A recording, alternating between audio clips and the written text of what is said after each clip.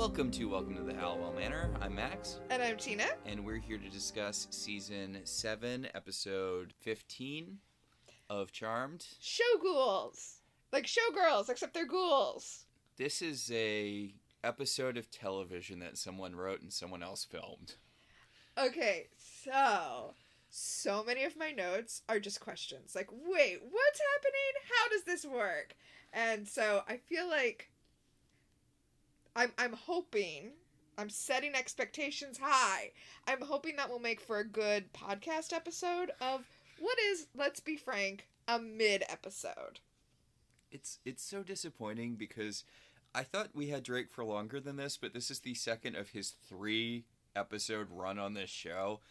And it's fine. It's some bullshit about ghosts in a time loop. You've seen a supernatural TV show before. You know what the deal is. See, I think this is also a disappointing waste of a character that I felt like could have been a really great, literally mustache-twirling villain.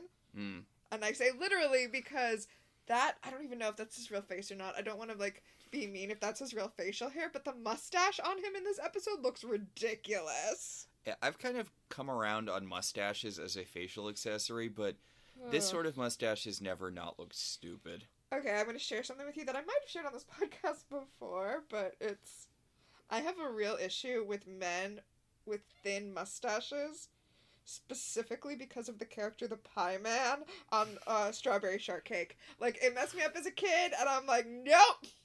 If you have a mustache like the Pie Man on Strawberry Shortcake, we cannot be friends. Well, we can be friends, but you know. Yeah, you can't talk about Strawberry Shortcake. Yeah, maybe 3 guys in history have pulled that off. Clark Gable pulled it off. Sure. Errol Flynn pulled it off. Vincent Price. Oh. I don't know. 3 might have been generous there, but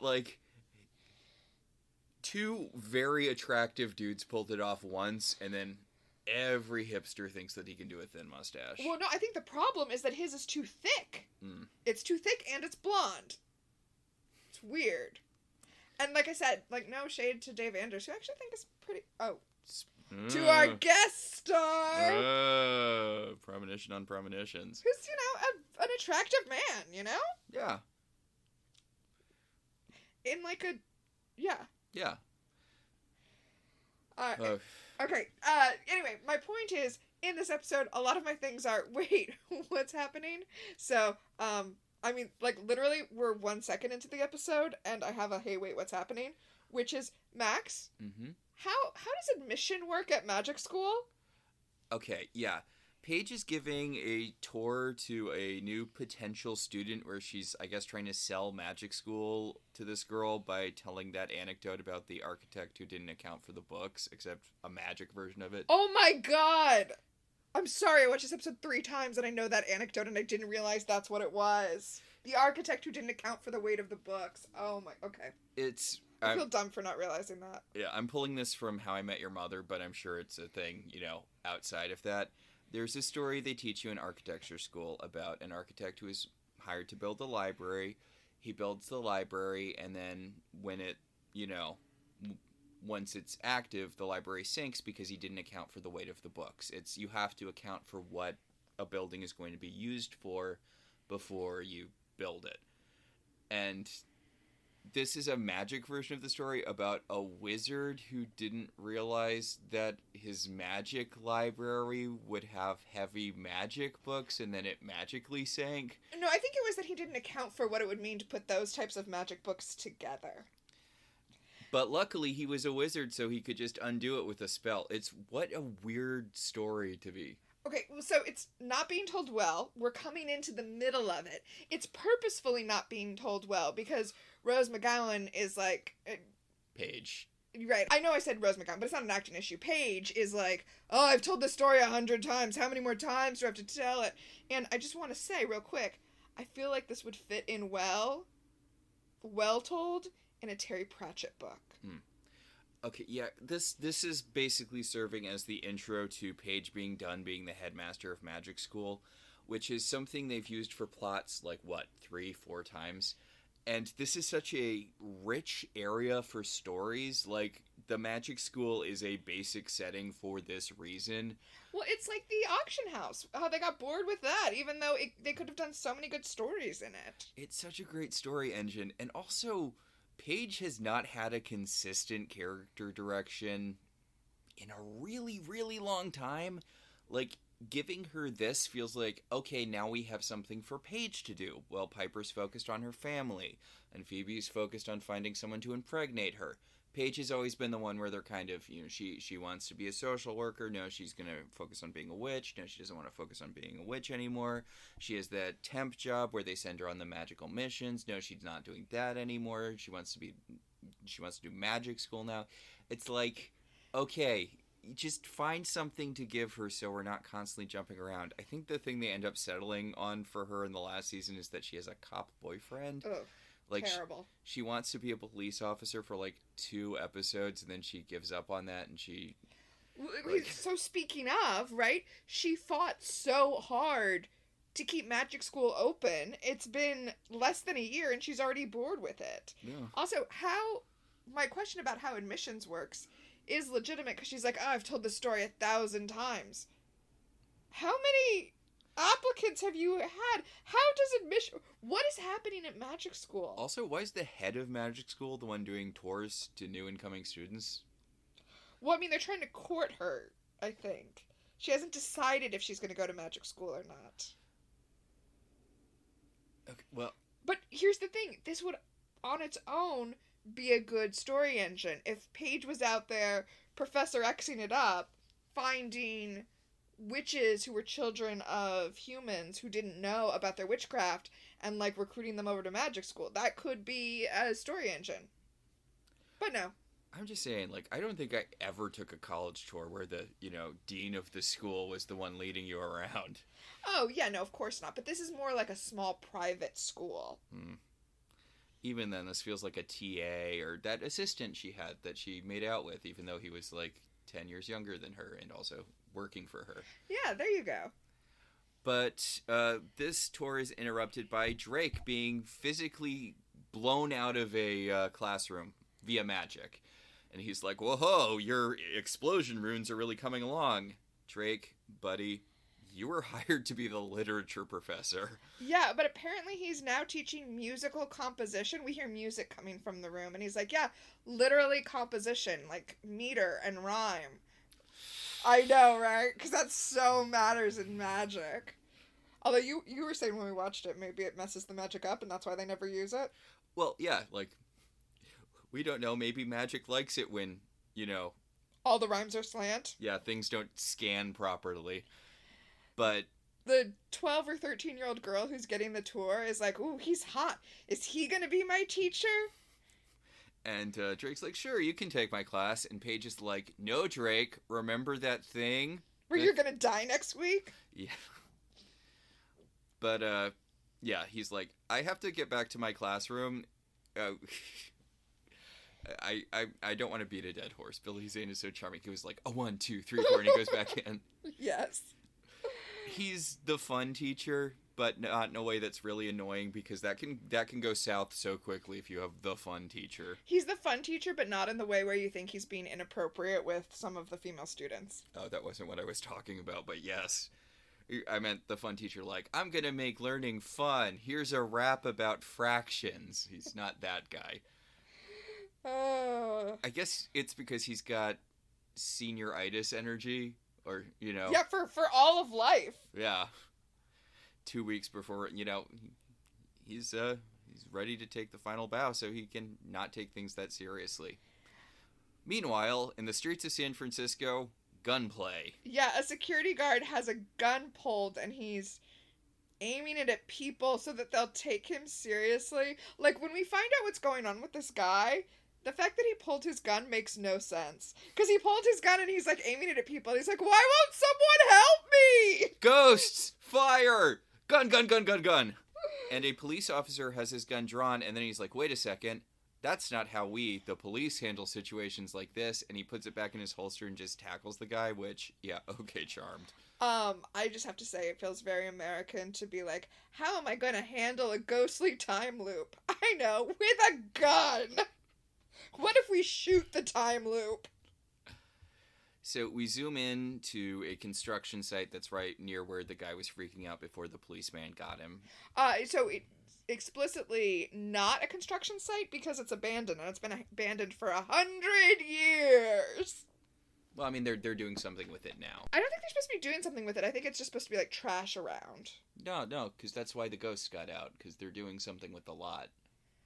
One of my questions was, how did the ghosts get out? Yeah, that's why... I thought the ghost got out with the fortune teller. No? Why? No, they unearthed the site so that they could use the lot for something, and that's why. Although I super do not believe that a lot in San Francisco went 100 years without being used. Well, they do say that, and Billy Zane says it went 100 years without being used because it's haunted, so people were, like, driven away from it. Oh, so that... okay. You know. Especially in this San Francisco, I severely doubt there's any part of San Francisco that's not haunted by somebody. Well, we know it's on all those ley lines. Yeah. So, we zoom ominously in on the empty lot.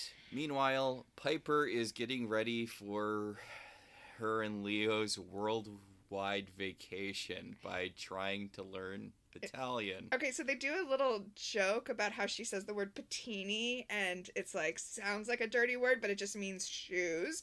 And I don't know what was going on with this episode, because we see this weird cartoony double take from baby Chris. Like, this is one step away from a dog doing a double take to you. Like, a baby doing a double take, no. Also, this joke, not to, like, kill the joke, not to, like... be all pedantic and kill the joke, but it doesn't work. You know why? Because patini doesn't mean shoes. You know why else? Why? Leo's a white lighter. He speaks all languages. Yeah. Oh! Yeah, yeah. But yeah, they're gonna go on a whirlwind trip. Because Leo's probably gonna get blown up, or, nicely blown up, recycled by the elders, and Piper wants one last normal family trip where they orb all around the world and she can buy all the cheap shoes she wants in Italy. Honestly, the fact that she's married to a white lighter and they don't orb all over the world all the time is a missed opportunity.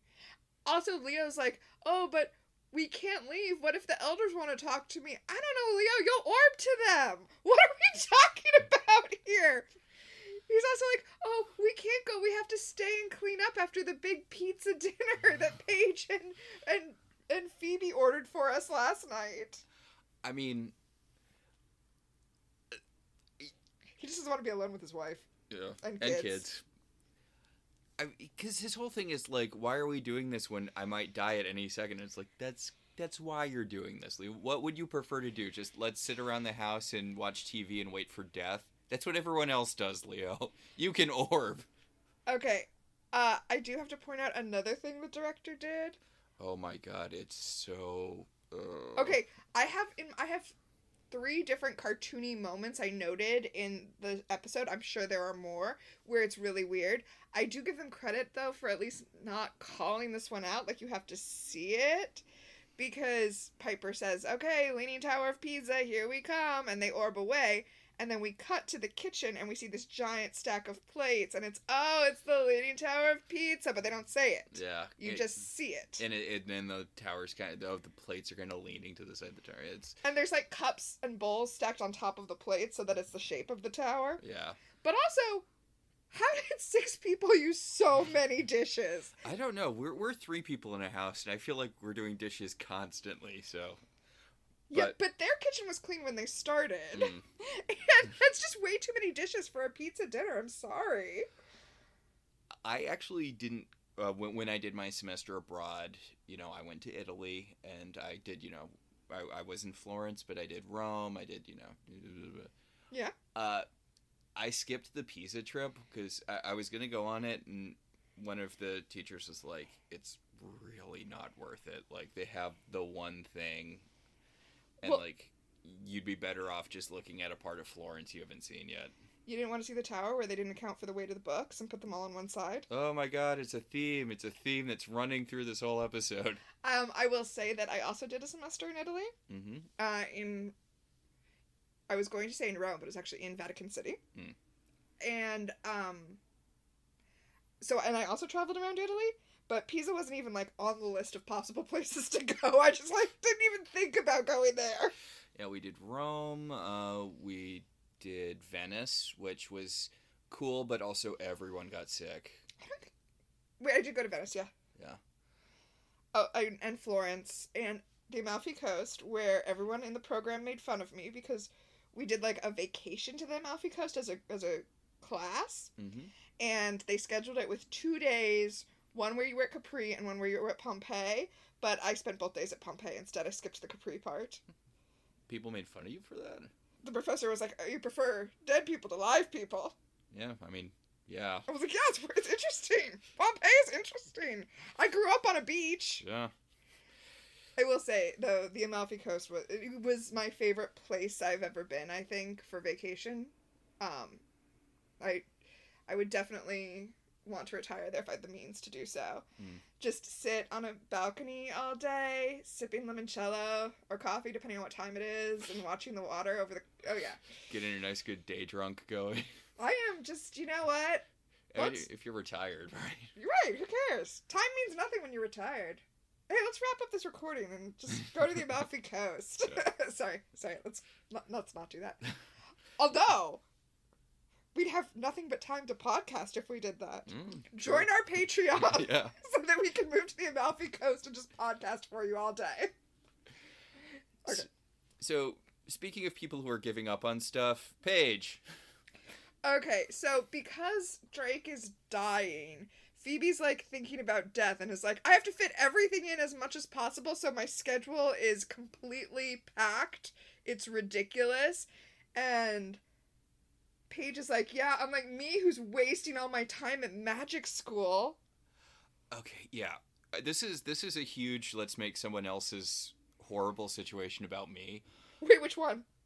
Both of them. Because Phoebe's like, my new boyfriend is going to die and it's making me think about how much I don't appreciate life, so I'm going to do everything. And Paige is like, I'm wasting, your boyfriend's imminent death is making me think about how much time I'm wasting educating magical youth. Like...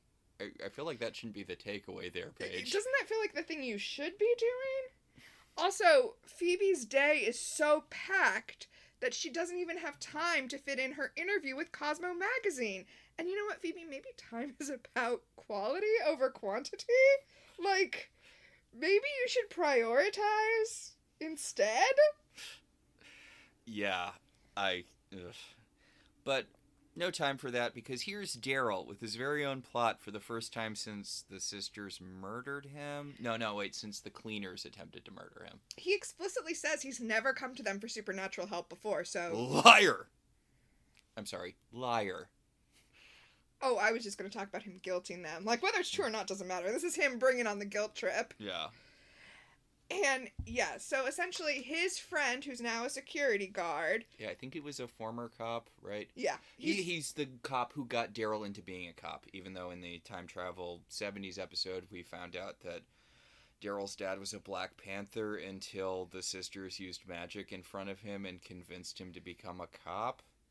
So one would think that Daryl would want to become a cop because his dad was a cop. Well, I mean, that could be a person... I don't feel like this is a contradiction or a retcon. That could be somebody who, like, worked with his dad who, you know, was a childhood friend or whatever. But the point is, he has been going around saying that he's this guy George who died at Cabaret Fantôme. Wow. I know, So just went with the first idea you came up with there, huh?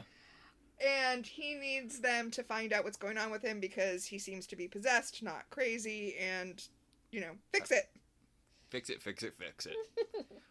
Like, I mean, Daryl, you came to them to find Inspector Sheridan after she got ghosted by... No. Yeah, but that was a problem they caused. I guess... I mean, not completely, but from his point of view, that's a problem they caused. Okay, I can't think of anything off the top of my head, but he's definitely come to them for help with stuff before. Yeah. So, Phoebe is just so busy. She'll push some things around, but Paige has to be the one to go to the hospital. Yeah. Or the psych ward. Like, seriously, psych ward. This is like a psych ward out of One Flew Over the Cuckoo's Nest. I mean, this is really clearly just the police office set. Like, it's an empty room, and you can see there's someone with a printer right outside of the room. There's a printer right outside of his room, which I'm not sure. Whatever. So Paige walks in. She's like, he doesn't seem like he's possessed, Daryl. He just seems like he's having some sort of nervous breakdown. And Daryl's like, this is an episode of Charmed, and I'm in it, and I'm talking to you about it, so clearly some dumb magic bullshit is going on here. So this guy says his name is George, not Mike, and that he's really worried about a fire that's coming. Also, I don't know if I'm reading too much into this, but given how on the nose and cartoony the rest of this episode is, I do think that it is interesting that instead of the spaghetti strap purple top that she's wearing in the rest of the episode, they had Paige put a blazer over it, a white blazer that covers everything else, like, because this is her taking steps into being a white lighter. Like, this is her doing what she will do as a white lighter after she dies. Oh yeah, I guess they do start giving her charges after this, so that's her plot, sort of. Well, I just thought it might be like a character nod, not necessarily foreshadowing. Just like, hey, remember, Paige's deal is that when she dies, she will be an angel who does this shit all the time. I mean, not even after she dies, they start giving her charges. Although, like, theoretically, they already started when they gave her dad as a charge. Like, yeah. 2 seasons ago. But yeah, Paige is convinced by the guy. The guy's like, no, you have to stop the fire from killing everyone. And Daryl's like, see, does that look like having a nervous breakdown to you? And it's like, well, maybe. I mean... Yes. Like... Could be. Nothing about this explicitly screams, I'm possessed by a ghost who died in a fire, except him screaming, I'm possessed by a ghost who... I will say that this gentleman yes, is a little old to be showing his first signs of a break from reality. Those normally happen right around in your 20s. So, given that... and this isn't dementia, so it's not like early dementia either. Yeah, but there's a whole rainbow of mental health things it could be. Sure. I was just trying to give him credit. The feel-bad rainbow, to quote The Simpsons. God. So we go back to magic school where we change scenes by seeing somebody find an old newspaper. And an old newspaper on very, very freshly printed I think paper. they printed it off of a microfiche. Oh, it's still... That's not generally what old newspapers look like when you print them out, but yeah. But the headline is Diabolical Death at Club Fantôme. And that seems a little editorializing. what was diabolical about the fire, Daily Clarion? Guy kind of looks like Satan a little bit. I mean, or were you also trying to read the other things? I'm sorry, I wasn't before, but now I am, and I just have to say, this is the front page because the banner's at the top, but if you look around the rest of the newspaper, it is a classifieds page. I mean, it does have that thing old-timey newspapers had where the front page is just full of stuff. Like, I feel like it's doing a good job of aping the aesthetics of old-timey newspapers, but yeah, no, it's just filler text. Well, also, I mean, this is a TV show from before we paused and watched every frame, and it's literally up there for less than a second, so I'm gonna let this go. Yeah. Like, I had to pause it to even read the full headline. That's how fast it's up there. But Paige is like, maybe Daryl's friend isn't crazy after all, because someone did die, and a whole bunch of people died in a fire, like, right near where he went crazy. Okay, she also describes this club as the most corrupt club in San Francisco. Okay. Wait, I think we're coming at this from opposite angles. Yes. How exactly is a club corrupt? People do ill dealings out of it, I guess. Yeah, but that's like... I wouldn't describe that as corrupt. It's like... It's not running counter to the point of a nightclub. Exactly, right? Like, it's a hive of scum and villainy, but it's not corrupt. It's not corrupting the good name of nightclubs. See, my thing was, I don't think it's the most because everyone died pretty shortly after it opened. I would think that or shortishly after it opened. Unknown, and that's one of the things I have questions about. But no, I don't think that's supposed to be after it opened, because it was a successful club. Yeah, But, like, I think if a nightclub ran for a much longer time and had people committing low acts of corruption in it, then it would be more corrupt than... Well, even if people are illegally wheeling and dealing, I think the big thing that would make it corrupt was the whole selling everyone's souls to a demon in order to keep them in a time loop so that the guy wouldn't go to hell. But nobody knows that. Yeah, no one knows that. So even if illegal shit, which I'm assuming it's supposed to be like bootlegging or whatever was going on in there. This isn't during Prohibition, but... Yeah, we're spending way too much time focusing on like a single line of... I don't think we are, because I have so many questions about this club. And listen, hey, the more questions we have about the club, the less time we have to spend talking about Paige glamoring herself to look like Phoebe. Oh my god. Okay, yeah. Anyway, Drake comes in with another book that looks like it was taken from the Boy Wizard franchise that shall not be named. Because Paige sent him to look for more stuff, and I guess they didn't want to change sets, so instead of going to the Book of Shadows, he has a magical book about possessions, confessions, and ghostly obsessions, a demon's guide to everything magical. And he says that he used to sell these, and like so he was like a door-to-door salesman in the underworld, and oh my god, I just want a show about Drake. Max, I'm sorry. He says he used to sell them lair to lair. Fantastic. Oh, hang on. Not to, like, preview it, but to preview it.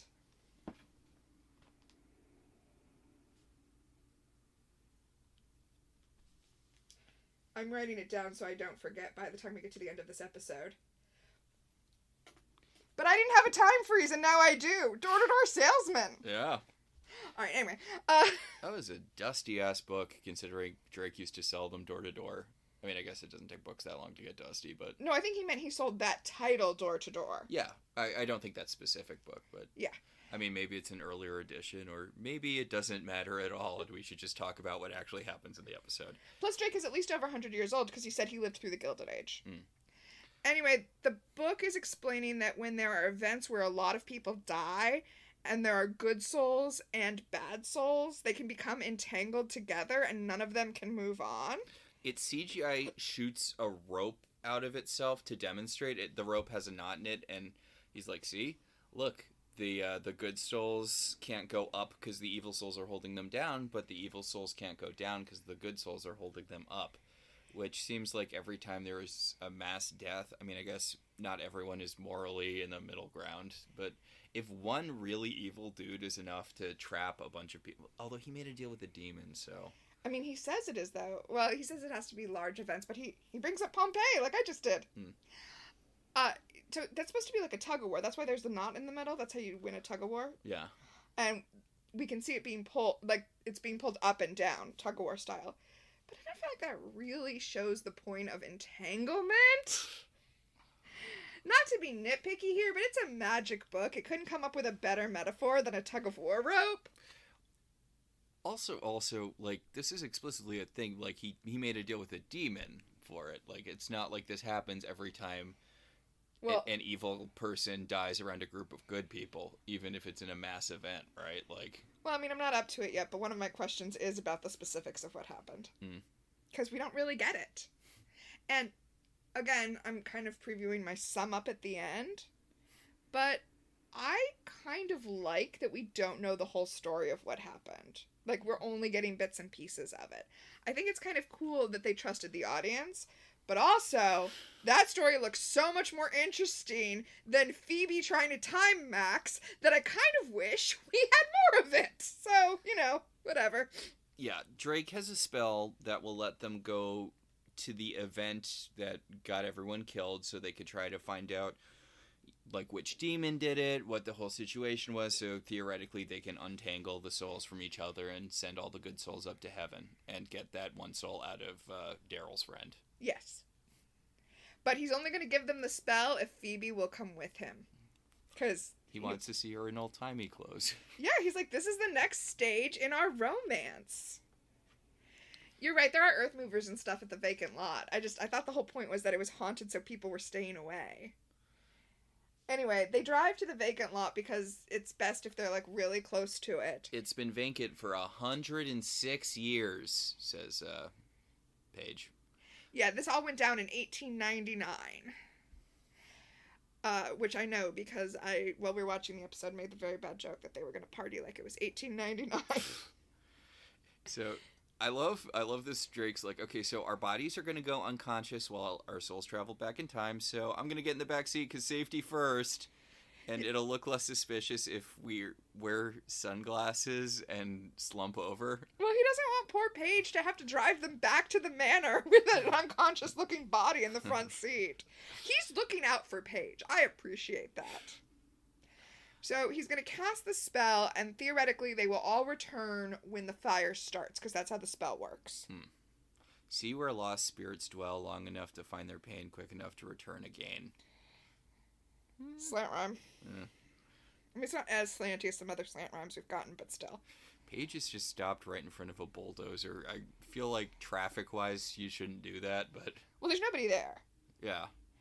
So, Phoebe and Drake's souls teleport into the club. You know how some people have iPhone face, and, like, when you see them in period pieces, you're like, Jeremy Renner shouldn't be a vampire in the 1700s. He looks ridiculous. Yes. Billy Zane has the opposite of that. I mean, it's probably why he got that role in Titanic. Like, he looks so natural back in time. He does. Okay, he is taking Phoebe's arm and leading her through the club, and he's talking about how much he loved living through the Gilded Age. And, dude, you lived in the underworld. Well, presumably he came up to Earth for things. Remember, the reason he has a soul is because he read, and that gave him empathy. I really love that as a plot. I genuinely do. So I bet he came up and interacted with humans. What I have a problem with is him saying that during the Gilded Age, everybody was happy and thought it was the best things could ever be. Dude, do you not know what gilded means? Like... Also, it was a time of massive economic disparity. Like... There's a whole ass book. There's a whole ass book whose for a book? Yeah, whose aesthetics you are aping right now. The Great Gatsby.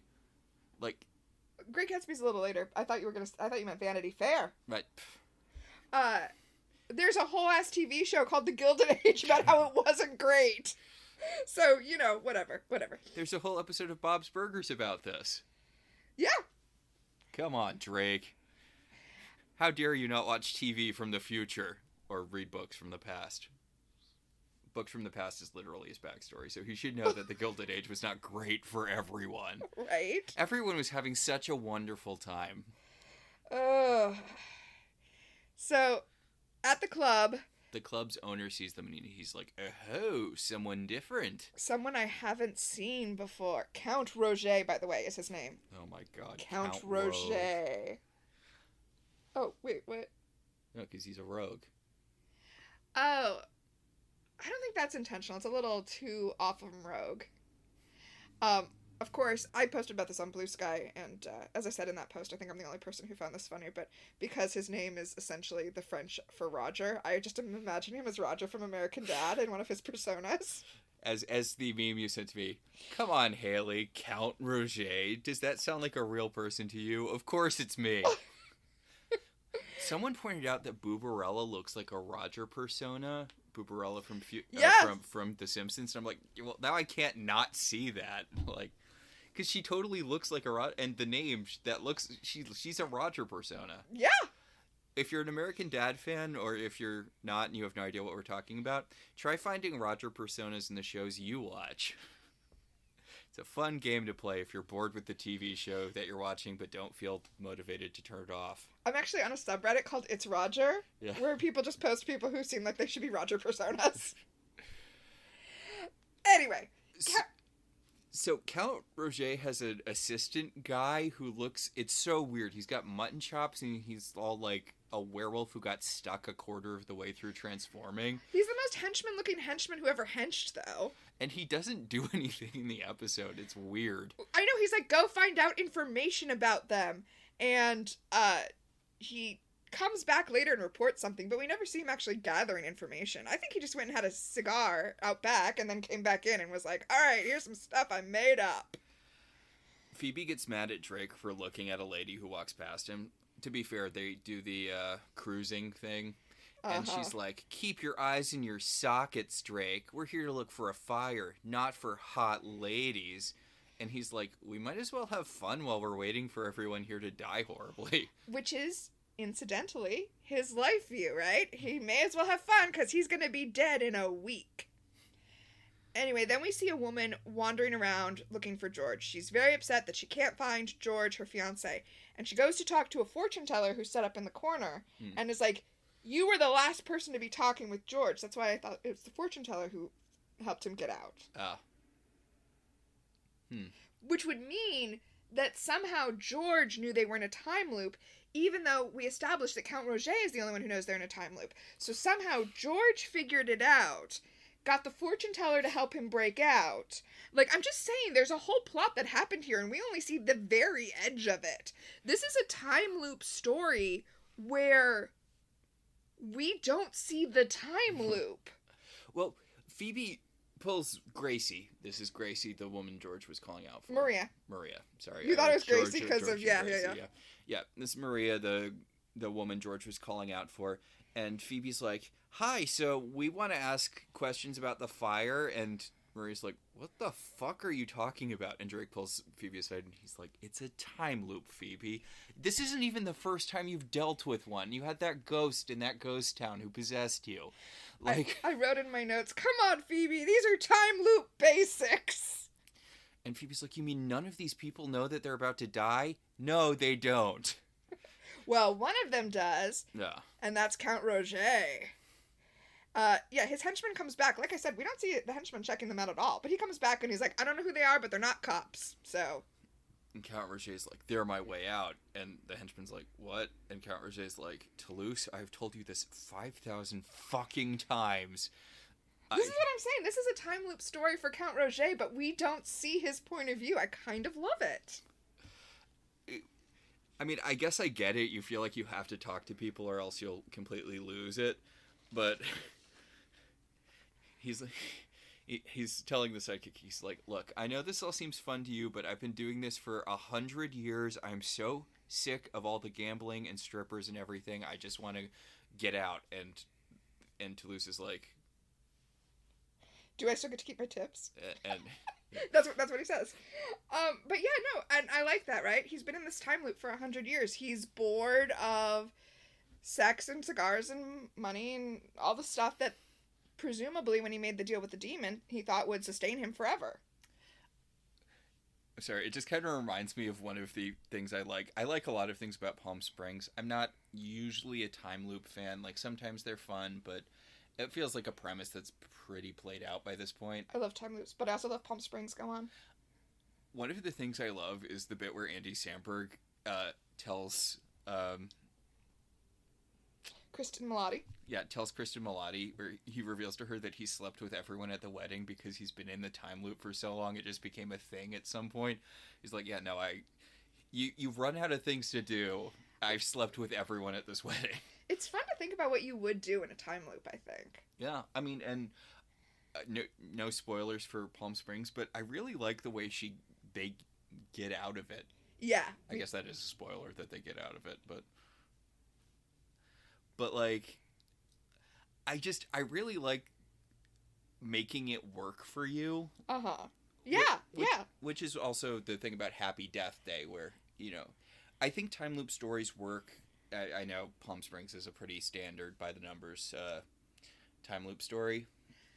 I mean, I think a big difference is that in Palm Springs we come into the time loop with a character who's been in it for years and years, so long that he's forgotten parts of his regular life. Yeah. That's something different about it that I like. Yeah. Those sort of stories really work when you have a twist. That was the same thing with Before Everyone Got Bored with Them, and I feel like the MCU kind of dropped it. That's the thing that worked about the MCU movies, that they had a formula, but you'd have a twist on it. Like the Captain America movies were espionage thrillers. The Ant-Man movies were heist movies. The Spider-Man movies were like throwbacks to teen movies from the 80s. They were very John What's-His-Bucket. Hughes. Yeah, really John Hughes, the first one, and to some degree the second one. I didn't see the third one. But then they kind of lost that and just became about being MCU movies, and that stopped being fun. Like, Yep. a lot of people really liked the Fantastic Four movie, and I thought it was fine, but it was a paint-by-numbers MCU movie, and they didn't really do enough with the setting, because the setting was kind of the big selling point of that, like... I love retrofuturism, by the way, so yeah. And it would have been cool if they leaned into it more, but it's just kind of a background thing, and... You watched it without me, so I can't weigh in on that. You're looking at me like I'm going to weigh in on that. I haven't seen it. But it's on streaming now, I just saw, so I guess I'll watch it tonight. Yeah, it's fine. Or I won't watch it tonight, because if I stay awake late enough for us to watch TV, which hasn't happened the last couple of nights, yes. Then we're finishing The Chair Company. Or not finishing it, because it's not done yet, but watching the episodes we haven't seen yet. Oh, I thought you were going to say we're going to finish Scream 2, because we've been halfway through Scream 2 for like 2 weeks at this point. Oh, that's true, but I already know who the killer is in Scream 2. I have no idea what the fuck is happening to The Chair Company! And I love it! In both TV shows, in both Scream 2 and The Chair Company, spoiler alert, it's Jerry O'Connell. What were we talking about? Alright! Yeah, Charmed. So, Paige has driven Drake and Phoebe back to the manor and pulled their unconscious corpses inside. I worried about how she did that, and then I realized she probably orbed them. Hopefully. Although, why would she do it in chairs and not into, like, a bed or something? I don't know, she puts them in the Florida room. It's nice and sunny, I guess. Okay, we didn't say this, but before they went into the past, Phoebe told her to reschedule the Cosmo interview. And I hate it when people say you have one job, but really, Paige, you genuinely did have one job on this particular mission. And that was to call Elise and tell her to reschedule the Cosmo interview, which she did not do, and now Elise is at the door wanting to do the interview. And she's like, didn't you get Phoebe's call that she was going to You were supposed to make that call, Paige! And Elise is rightly upset. She's like, look, Phoebe is the one thing that is keeping my stupid newspaper alive, and all she has to do is, she has to write her little column, which I let her do from home, and also I gave her a big office, and all she has to do is write the column and do the occasional interview with a giant fawning newspaper, or magazine. Yeah. Like... Jesus Christ, wake her up so she can answer some kiss-ass questions about, oh, you're so brilliant, where do you get your ideas? Or, oh, you're so insightful. What body lotion do you use? I don't know, I don't read interviews. Well, and Elise sees her on, through the archway in the sunroom, passed out, and Paige is like, it's food poisoning! And I know last time I talked about how somebody must have a string board with all of the things that Phoebe has done on it. And now I imagine that string board belongs to Elise, and then after this encounter, she just writes on a post-it, drugs! That sticks it right on that string board. I mean, honestly, it would explain a lot. Right. So, Paige physically pushes everyone out. She's like, look, Phoebe's having food poisoning, but as soon as she's done throwing up and pooping into the wicker chair over there, I will get her to the interview. I don't think food poisoning makes you pass out in a chair, Paige. What an odd lie. Speaking of, that's kind of a premonition of how bad she's going to be at being Phoebe later. Oh my god. But yeah, she calls Piper and Leo back to wake them up because they haven't woken up yet. Even though Drake said it would take less than 2 hours, not less than 20 minutes. Like, everyone calm your tits. Yeah, Leo orbs the rest of the family back. It's Leo, it's Piper, it's their 2 children, and they're all wearing cartoonish Italian accessories. They were going to go on a gondola ride, so they're wearing gondolier hats, and he's got a little red scarf around his neck. Like, That's what the gondolier wears, Leo. You just look like you and sit there while he rows. Yeah. Or she. I don't know if there are female gondoliers. I'm sure there are. Gondolier. Gondolettes. Like how a female chauffeur is a chauffeuse, but no one ever says that. Or a female executor is an executrix. Or the way a female comedian is a comedian. Yeah, that's offensive. We talk about that in our Studio 60 podcast, which will eventually come out. I do like the concept of of gendering every profession, though. Doctrix. Let's do it the other way, though, right? President. Oh, no, I want to do it the other way, too. What would be? O's for guys, mostly. Like a doctoro is a male doctor. Yeah, doctoro. Okay, so we talked about Pilotor. So we go back to the club, and Drake sees that there's going to be a fan dance, and then... Drake, who is cartoonishly puffing on a giant cigar. I know, right? And then Count Roger goes on this monologue about how sexy fan dances are. And, okay, well, first of all, Phoebe, speaking of our conversation, is like, do you ever have men do fan dances? And he's like, oh ho, she's so saucy. And I know this is not what you were thinking of, but I immediately went to Rutherford's fan dance in Lower Decks. You're doing it wrong. It's supposed to be sexy. But also, like, Drake leans over and he tries to, like, suavely put his arm on the side of the chair, and he falls a little bit. He, like, trips a little bit and catches himself. It's such a small moment, but it is so perfect.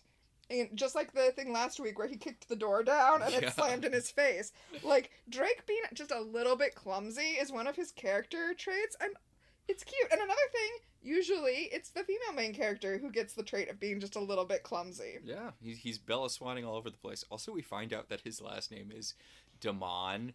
Oh, I don't think that's really his last name. I think that's just what he went by when he was performing. Oh, my God. Yeah, I guess we do find that out later in the episode, but I want to point out that was in the Season 1 episode, The Wedding from Hell. That was the bride's name. She was Jade Damon. Oh. So... the Charmed Wikia pointed out that... Or maybe they're related. Yeah. Alright, so... Awkward for everyone. Although, I guess if you're a demon and you decide to date one of the Charmed ones, you kind of have to accept that they have probably killed one of your relatives. Yeah. Yep. I'm sorry, I was just thinking about that thing with Cole when the woman had been tracking him for her whole life because he killed her... fiancé. Mm-hmm. And then, yeah. So, Count Roger is, like, talking to them about the cigars. He's like, there's a great cigar shop across the street. You should check it out. And Phoebe's like, you should come with us. And he's like, unfortunately, I cannot leave. The show must go on. And I just kind of really love him here. I know he's a demon who damned a bunch of people, but... he's a regular guy who damned a bunch of people. You're right. So... he tells them to enjoy the show and goes up on stage because it's his club, so he's like the announcer. Phoebe's like, we're dying to see it. Yeah, all pointedly. There is a super cartoony zoom in on the clock. Again, like, I don't know why the director decided everything should be so cartoony. But yeah, once it hits midnight, all the windows start exploding with demon fire, and yep, the fire's happening now. Everyone's gonna die. Again. Yeah. As they do every night. There's an explosion kind of near the fortune teller lady, and she Star Treks her way into a wall. Yeah, she throws herself into that wall. Drake says we have to get back to the spot. Because apparently, even though they are souls, they have to stand in the place where they teleported in order to teleport out. I know it's magic, so I shouldn't pick it apart, but what the actual fuck? What is that? And also, it's not a thing they explicitly say. He just says we have to get back to the spot. If you knew this was a thing, why did you move away from the spot? Also, well, it's up because they had to investigate. I guess. Also, he says we have to get back to the spot, otherwise we'll burn like everyone else. Why? Yeah. You're a soul. Your body is in the sunroom. Anyway, Mike, the security guard, is also freaking out because, George is burning to death, and then we see like a white light of George's soul leaving his body, and Phoebe and Drake see his soul like teleport back in right before everybody dies. Yeah, and he's hugging Marie, and he's like, just hold on, and he looks significantly at Phoebe and Drake, and it's like, okay, why were you doing the whole screaming and waving your gun around thing? It does seem like you could have had a conversation with people. Anyway, Count Roger sees Phoebe and Drake teleport out. So he's like, that is my way out. Yeah, they blorp back into their own bodies. And back at the manor, Phoebe and Drake wake up, and they're like, oh no, what just happened?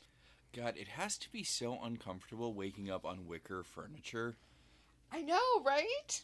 Like, I get that the sunroom is the prettiest room in the manor, but really, I feel like the living room would have been better than this. Yeah, wicker furniture is not for sleeping on, or really sitting in for long periods of time.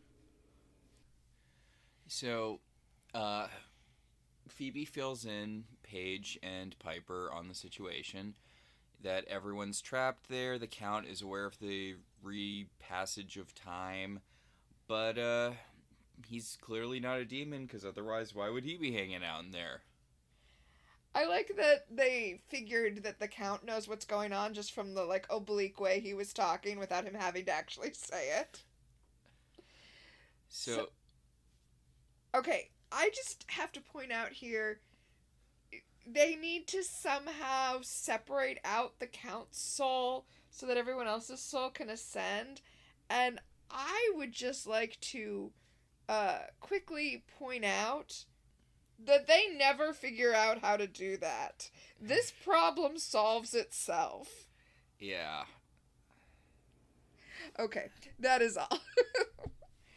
But in the meantime, while they're still trying to solve the problem, Piper goes upstairs to check the Book of Shadows, and they're gonna go talk to George again and see what information he can give them. I mean, I guess since his soul escaped, he might know something, but it seems like a weird,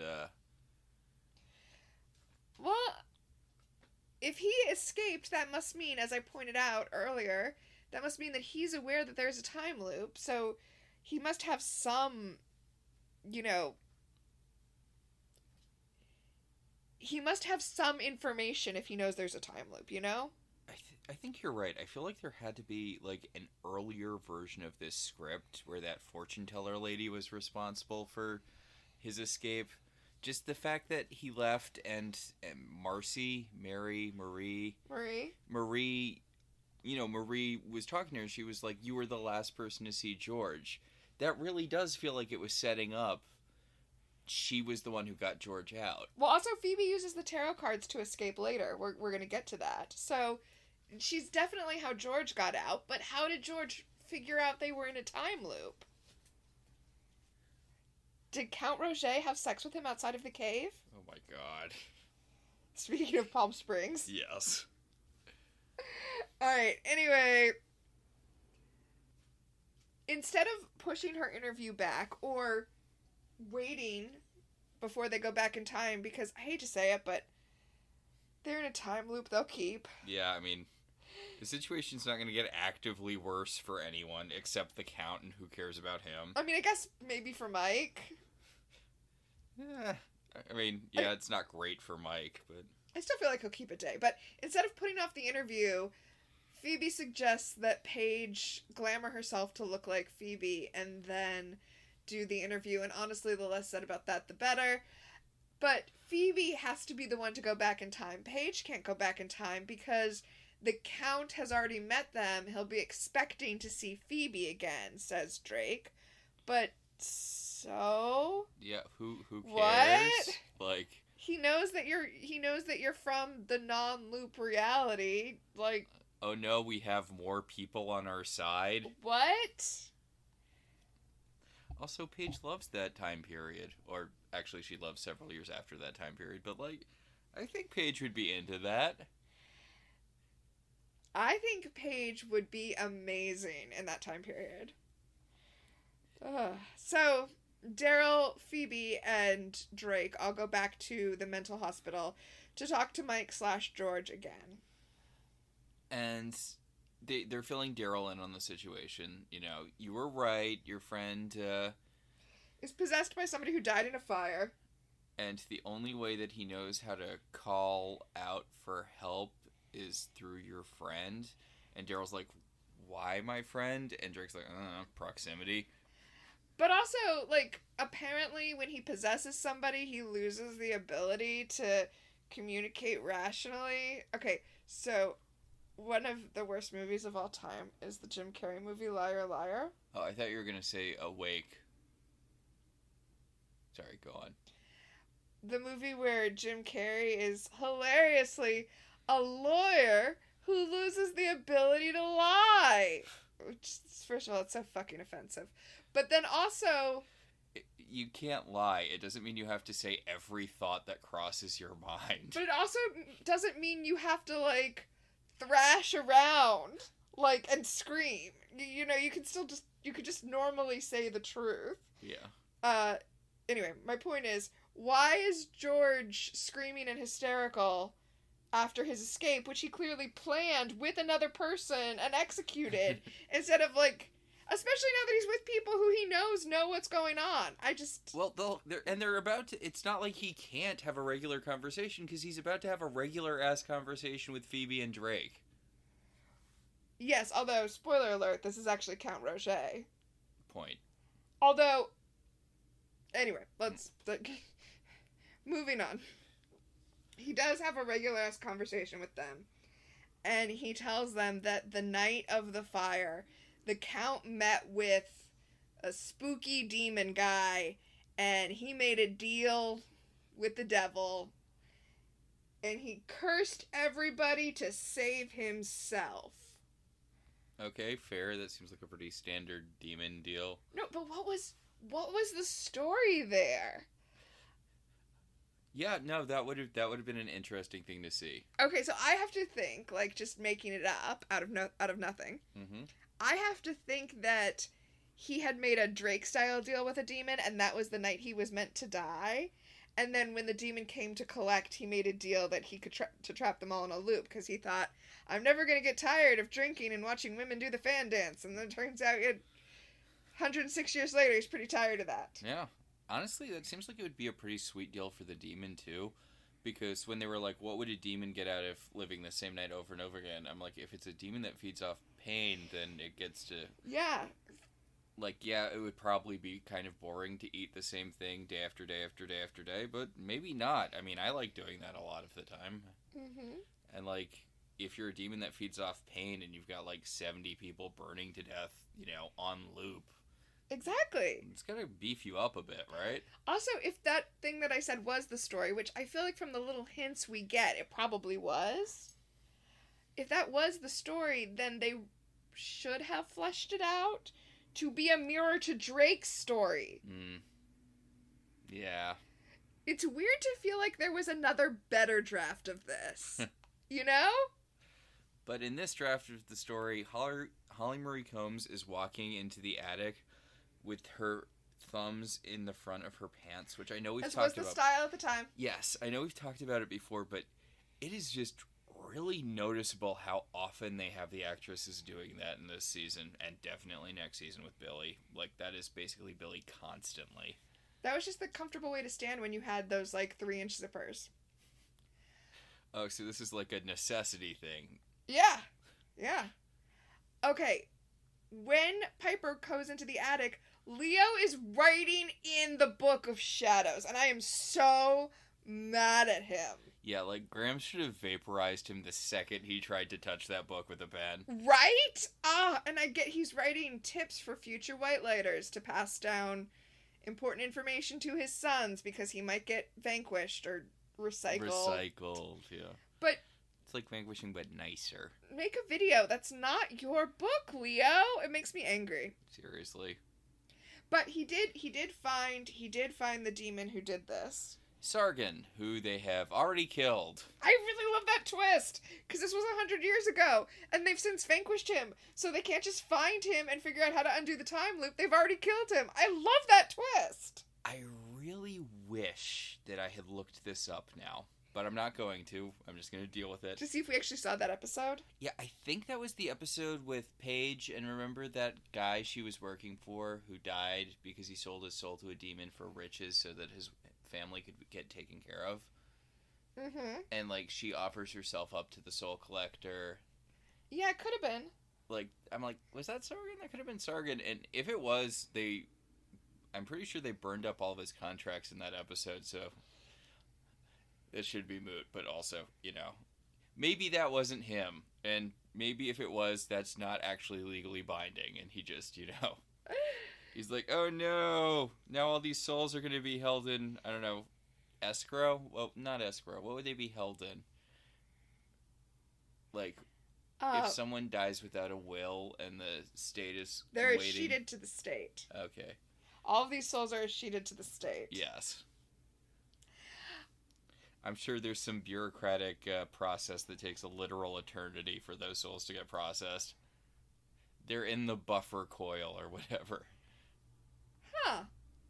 What? I don't know. I like the idea of stories about the bureaucracy of the afterlife. That's why you like Beetlejuice, right? Yeah! Okay. On to this plot real quick. Yeah. Okay, so... Paige walks... She's in the hallway outside of the Bay Mirror, and she glamours herself in the middle of the hallway. I know we don't give a shit about the masquerade at this point, but Jesus fucking Christ, Paige. And then Alyssa Milano signifies that she's possessed by Paige by doing the baby voice. Oh, Rose McGowan must have loved that. What are you doing? That is not at all how Rose McGowan acts. What are you doing? She should have brought back that lollipop thing from. Oh my god! She goes into the office and is like, "I'm a very sexy baby," and the Cosmo interviewer is like, "Hey, I'm Cameron. We've been talking a lot over the phone and email about this interview," and she's like, "Are you the photographer? Oh, I thought you said you were the cameraman, not Cameron. I'm so silly." And then she's like, startled by the flash in the camera. Like,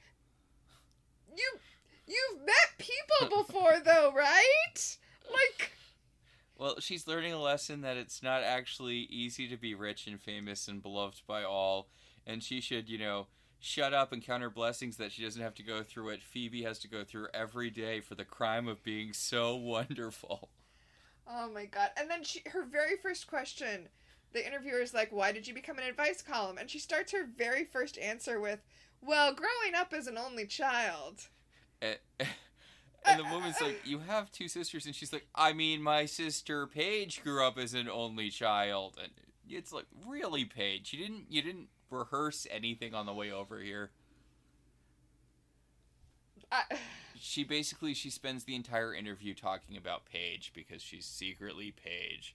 By the way, when we watched Scream recentishly, and they had Rose McGowan's character was eating a lollipop, and I was like, oh, that's where Charmed got it. I'm pretty sure she does it in Jawbreaker too, by the way. Yeah. I guess maybe that was just her signature thing for a while. Maybe. Okay, this, I just wanted to point out that this is a puff piece interview in Cosmo, which means that almost certainly they would have sent Phoebe the questions ahead of time. So there's just no excuse for Paige being as unprepared as she is. Okay, now I really want to watch the John Mulaney special, I think Baby J. The part where he gives that interview to Vanity Fair he's like... I was dying laughing. Okay. He definitely didn't get those questions ahead of time. Or maybe he did. Yeah, I mean, the thing where he won't stop talking about the house. Or the thing with the Fruit Loops. Oh my god. Anyway. Yeah. But I just watched that special again recently. It's funny. It's if you aren't emotionally invested in John Mulaney's personal life, it's funny. And it's also dark and a little sad. But all the best comedy specials are. Yeah. Yeah. Well, I hope all the best comedy specials are funny.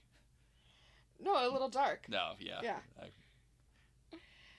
All right. It's really weird. I mean, I know people had a whole parasocial thing with John Mulaney and stuff, but like, I'm thinking about that other bit from the special. Oh, you're gonna cancel John Mulaney? I'll fucking kill him. Yeah.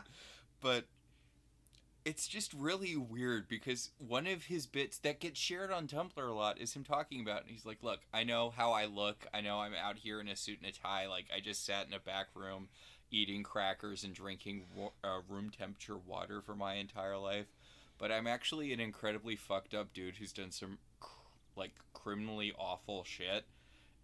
I feel like you can't really be surprised when, you know, he does some more shit. Well, I mean, he says at the very beginning of the Baby J special, he's like, yep, my brand is a little different now. Yeah. He's still consistently the only funny part about SNL. I feel... that there are other good things in SNL. Sorry. I know you like the mango sketches or whatever. Domingo. The mango sketches? It's Domingo. You don't like... Oh, God, yeah, that Chris Kattan bit's probably aged pretty terribly by now. I don't know which pitch you mean, but I'm just going to go ahead and say, yeah, probably. Yeah. Alright. Boy, he fell off the face of the planet.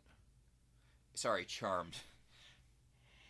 Anyway, in the attic, Phoebe and Drake are getting ready to go again. And Piper's like, but you barely made it out alive the first time. And I'm like, did they barely make it out alive? Also, won't it be easier this time now that they know where to stand? I'm still really, really thrown by that. That bit makes no sense. And they don't explicitly say it. So there are no stakes set up that they need to be at a certain spot at a certain time. And it doesn't make any sense.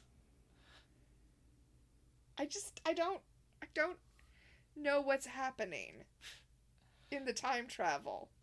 So they sit down and Drake pulls out the spell to read it again, and Piper's like, I thought you needed to be near it physically to go in. And Drake's like, we've been there before. And they're not shooting another scene with us outside.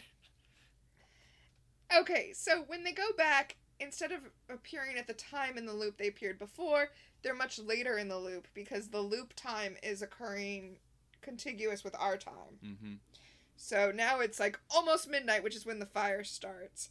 And Count Roger is there and he's like, haha, I trapped George in this loop so that he couldn't get out, and I'm the one who lured you here, although... I was the one in Mike's body, and it's like, okay, then why didn't you just stay in Mike's body then? That is what I was originally thinking for a second, but then I thought about it and I was like, no, because he would get zapped back right when the fire happened, just like George did. But also, what was the point of it? Because they were coming back no matter what. Yeah. Okay.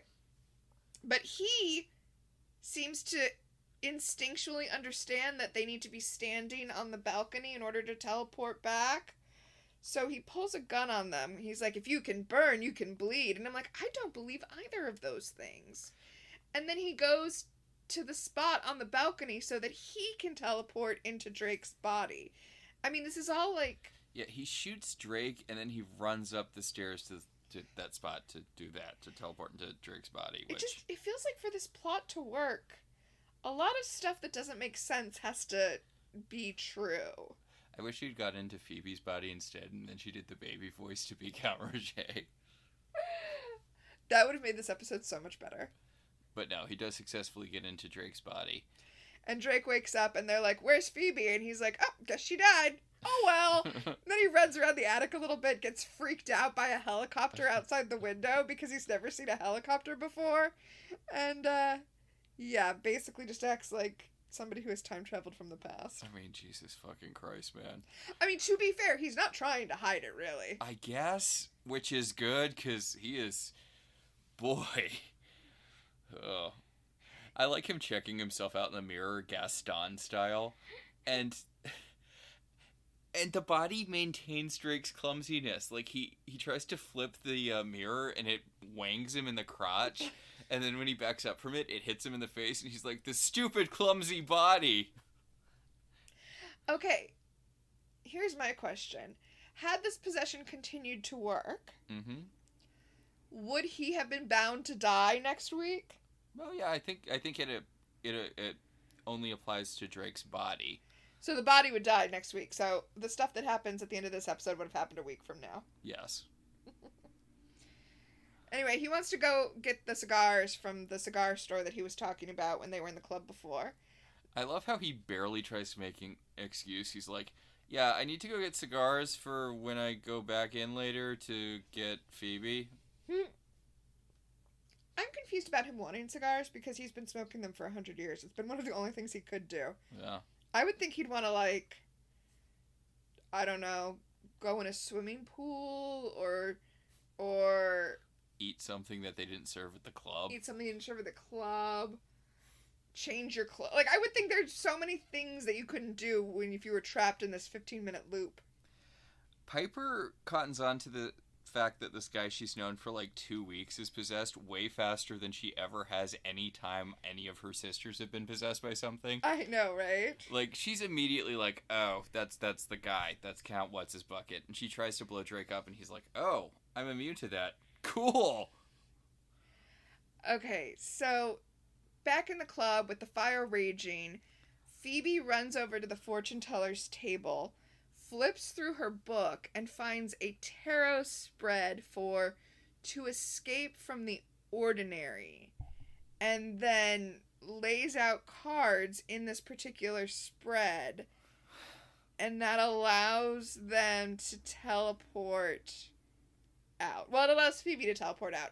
Drake is stuck because there's no body for him to teleport into because the Count stole his body, which also doesn't make sense because George was able to teleport into Mike, and Mike is definitely in there. Okay. Also, okay. That's not what tarot is. There's so much, like...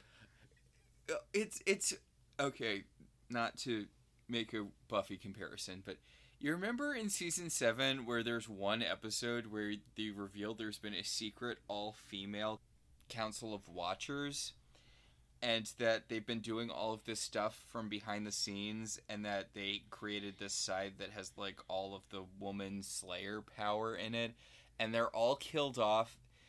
Buffy has a conversation with one of them right before she dies, and then they never get mentioned again. Yes.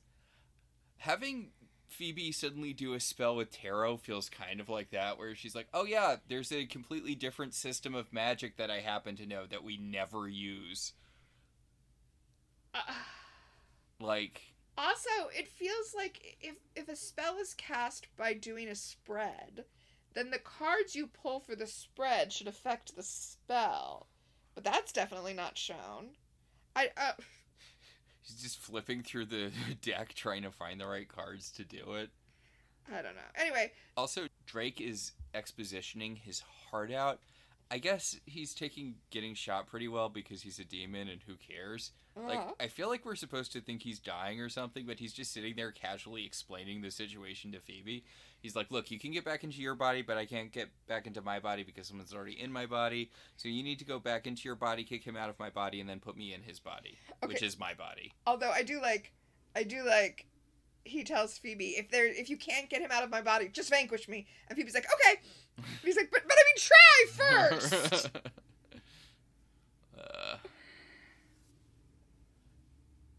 Also, okay, God, Drake is such a fucking asshole here. She blurps back into her body, and he's like casually kind of just surveying all the explosions and fire around him, and he puts his single finger up, and he's like, excuse me, can I please get a water?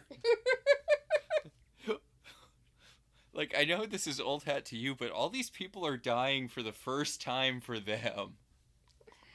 Alright. I guess you gotta make your own fun. Exactly. So, speaking of Piper being on the ball with possessions, when Phoebe wakes up in her own body, Piper's like, okay, what's my middle name? And Phoebe's like, Beulah, which, okay. No, she says Surly. My God, yes. She's like, alright, only Phoebe would be such a bitch in such a terrible moment. Okay, out on the street, Drake is like, a motorcycle! But it's no motorcycle, it's Phoebe Halliwell. No, he trips over a motorcycle going past. But then Phoebe shows up. Piper has made a potion to vanquish him in the meantime. She throws the vanquishing potion. We see his spirit leave Drake's body and get pulled down to hell. And then we see all of the good spirits rise up to heaven, so we know that George is okay. Neat. And as I said before, like, what was the plan for freeing the good spirits if they had no plan? Yeah, I mean, normally kill the bad thing and the good thing escapes is kind of par for the course for this show, but they killed the demon a while ago, so... Yeah.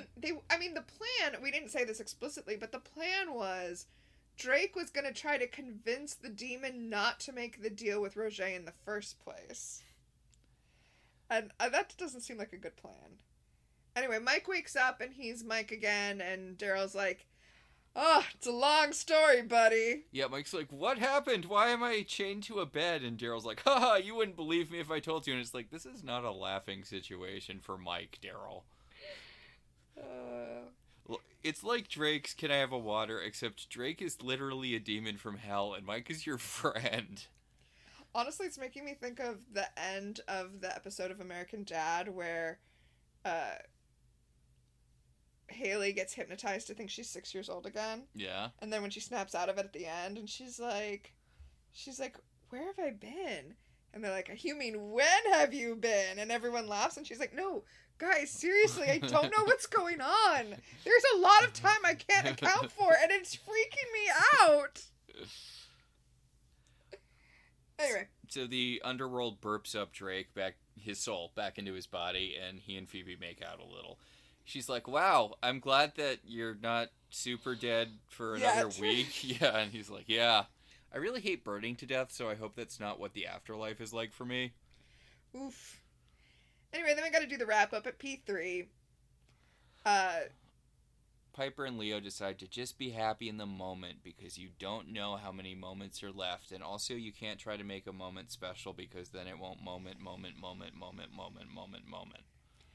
Okay, so Phoebe is sitting at one of the club tables, and she is sitting, like, super straight-backed. Mm-hmm. And then Paige sits down next to her and is like, "You look much more relaxed." I'm like, she doesn't, actually. She looks super stiff. I mean, I think she looks super, I really don't want to fall out of this dress. I was gonna say, she looks super, who chose this outfit for her? If I move, I will slip out. Yeah. Like, her breasts are so close to escaping from that. It seems like a bad sartorial choice. Even by the standards of this show. Like, I feel like normally you're not afraid of seeing someone's nipples. You might see them through something, but you're not like, "Oh no, I feel bad, Alyssa Milano can't breathe in that thing." Yeah. She cannot move a millimeter. So, everyone gathers around the table, and Drake comes on stage and performs a sexy little lounge song. Yeah. Okay, so Paige is like, "Is this what it's like when you only have 1 week left to live?" Which, what an odd thing to say. I mean, I guess it is kind of midlife crisis-y. I guess end-of-life crisis-y, but Phoebe's like, "Just be glad it's not a fan dance." And I'm like, boo! No, I would have preferred a fan dance. It's fine. Billy Zane can sing perfectly well. It's always kind of fun to sing, lounge singy type stuff. It was fun when Jonathan did it in Buffy. And Phoebe is well and truly seduced now, which is great because he's definitely going to die next week. Yeah. And that's how we end the episode. They should have had him sing My Way. Ooh, that would have looked good. Plus, the thing with My Way. If a character sings it in a movie, they die. I did not know that, but that makes sense, and now that I think about it, it's definitely true. So that's it for this episode, and then the next episode, Can I spoil it a little bit? Yeah. I don't know if the preview spoils it, but it's the final appearance of... Oh, sorry. Oh. Do you not want me to spoil it? I was going to say the description I'm going to read doesn't spoil it, but the preview image does. So, sorry, go ahead. It's the final appearance of Cole. This is the last time Cole appears on this show, and spoiler alert, he does not share a single scene with Phoebe, so if you were hoping for resolution on any of that shit, you are out of luck, my friend. Yes, the episode is called The 7-Year Witch. And the description on Peacock is, Piper is attacked by demons and winds up in a coma where she hovers between life and death. God, she does that so much in the show. I know, right? It's the only way she can get her husband's attention. Wah, wah. But yes. But yeah, the preview image does show Cole. Yeah, it's really, really unsatisfying to such a degree. You're kind of like, why did they bother bringing him back for this? But whatever, we get to see Julian McMahon again, and that'll be nice. Yeah. Alright, much like the Charmed ones, we have our own power of 3. The first power in our pack is Premonition, who in this episode is, was, or will become famous, and we already said it, it's Dave Anders. Yep, David Anders played Count Roget, otherwise known as Dr. Whale in Once Upon a Time. A.k.a. Dr. Frankenstein in Once Upon a Time. Or as Blaine, the evil zombie? I mean, he had a restaurant where he killed people and fed them to other people. Yeah, but there were bigger beds later. He was really only an antagonist in, like, the... Yeah. In iZombie. Yeah, remember when he had that plot where he had amnesia? Yes! I really feel like he was the Spike of that show. Oh, no, he was definitely the Spike of that show, but he was also, like Spike, a mass murderer who never really felt that bad about it. Yeah. So, like...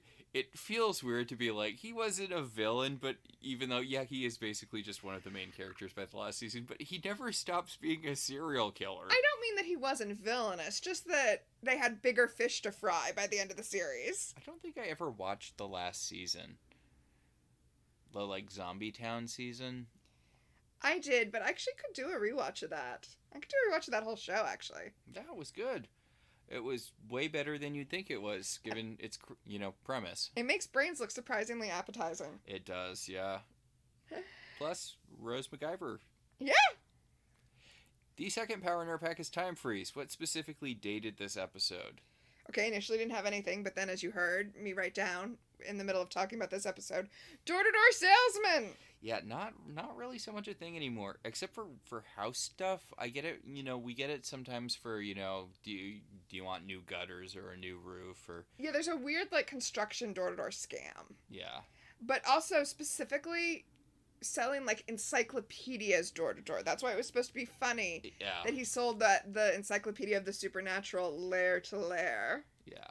Well, yeah. It was very an of-the-time thing. There's a whole episode of Friends about it, the one with Penn Teller. Or Penn Jillette. Yeah, I know Penn and Teller are two different people. Yeah, the one with Penn Jillette where he's trying to sell Joey encyclopedias. Boy, that guy was everywhere during the 90s. Yeah.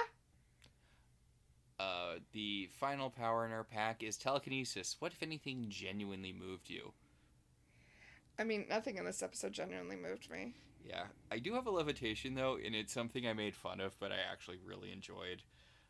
I'm choosing levitation as a light moment that brought me joy, in this case, which was Drake asking for water as everyone burned to death around him. Because it is such a stupid asshole thing, but it really encapsulates the funness of the character. Yes. Well, and as I said, I have an astral projection, which is the scene that was so embarrassing it made me want to leave my body, and that was the entire bit where Alyssa Milano was pretending to be Paige, where Paige was glamored as Phoebe. We didn't even talk about the resolution of that plot, which is like one line that Paige gives Phoebe at the end when they're like before Drake starts singing, where she's like, "Oh, I never realized how hard it was to be rich and famous and beloved. I guess I should appreciate my boring, suck-ass life as the headmaster of magic school." No, it's the opposite of that. She says it was good to get out in the real world. I have to do that more. Like, she took this to mean that she needs to go out and be more adventurous by doing press junkets. Girl, you run a magic school! Yeah. I guess it just goes to show that anything can become boring and dreary if it's a job you have to do. Oh, God. Is that Paige's running arc through this whole show? Like, how Phoebe's is finding love and Piper's is, I don't know, wanting a normal life. Paige's reoccurring thing is whatever you get that you want ends up sucking. Yeah. Ugh. Remember, she wanted sisters. Ouch. Oof. But, yeah. Alright, I think that'll about do it for this week. Yeah, I think that'll do it. Our show is partially listener supported. If you want to be one of those supporters, head over so that we can all sit on the Amalfi Coast and podcast from there, head over to our website, www.welcometotelevision.net, and click on our Patreon link. We'd like to thank our current $5 and above patrons, Beryl, Patricia, Rosa, Alex, Becca, Carolyn, Cassidy, Daniel, Alicia, Hoops, Jen, Javier, and Maricruz. If you'd like to support the show in other ways, you could always rate and review us on Apple Podcasts. It helps other people find the show. If you want to talk about this episode, or any episode of any television show, you can email us at ilovetelevisionzines@gmail.com, or you can find us on Blue Sky at Welcome to TV. So until next time, I'm Max. And I'm Tina. And this has been Welcome to the Halliwell Manor.